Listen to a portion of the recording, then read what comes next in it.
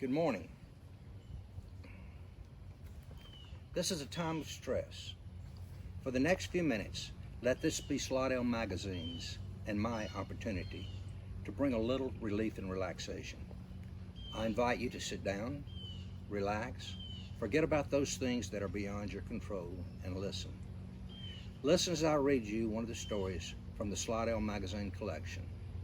Let us begin. The story today is the first story I wrote for Slidell Magazine that wasn't a historical story. The editor had given me the freedom to write what I want, and she kept the ability to reject it, of course. But this is the first time I varied from history. I varied from history because it was just too time consuming, and I really wanted to reflect more of how I felt about things. The name of this story is Squirrels and Other Similar Thoughts. Let me begin. From my back deck in the suburbs, I watched a squirrel as it moved silently in the distance from one leafless tree to another. I'm not sure why it caught my attention. They are so plentiful, they usually go unnoticed. Maybe it was the late afternoon winter day that made me remember, or maybe it was just one of those days when there's a bit of melancholy in the air, and you just wish to remember. For whatever reason, my thoughts drifted back to the early 1960s and growing up in rural South Mississippi. More specifically, it reminded me of when the word hunt meant squirrel hunt. It was long after most of the deer and the wild turkey had been taken from the land by overhunting, and sometime before man became intelligent enough to help them return. It was a time when a father, his son, and sometimes even his daughter could enjoy the forest and the excitement of the hunt without an investment in custom rifles, scopes, and four-wheelers. It was a time when it would have been considered an insult to pay someone to hunt on their land. If the landowner knew you, or he knew your family, you were welcome to hunt there. If you were not welcome, an offer of money or a lease would have made little difference. As a matter of practice, a couple of squirrels dropped off at the landowner's doorstep on your way out of the woods was not really expected, but it was just good manners. That was a time of good manners too. They were very important. It was a time when the pine tree was the money crop in South Mississippi, and hardwoods were protected as if they were almost a religious shrine.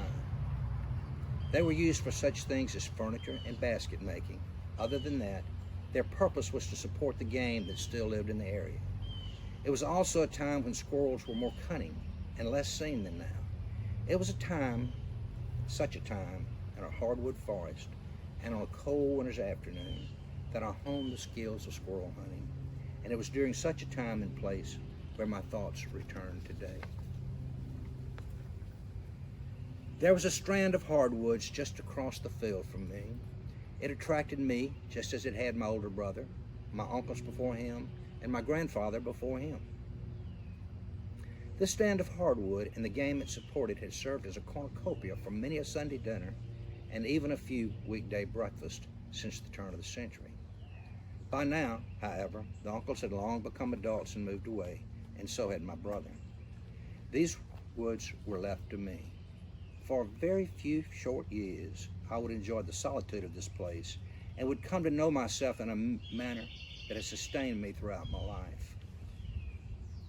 Something about solitude makes one look into his inner self. Never again have I had, or rather should I say have I taken, the opportunity to spend hour upon hour just alone with myself, soaking in the beauty of nature and the inspiring solitude it provides. This spot in the woods was the place where I learned that I liked myself better when I was alone than I liked myself when I was with others.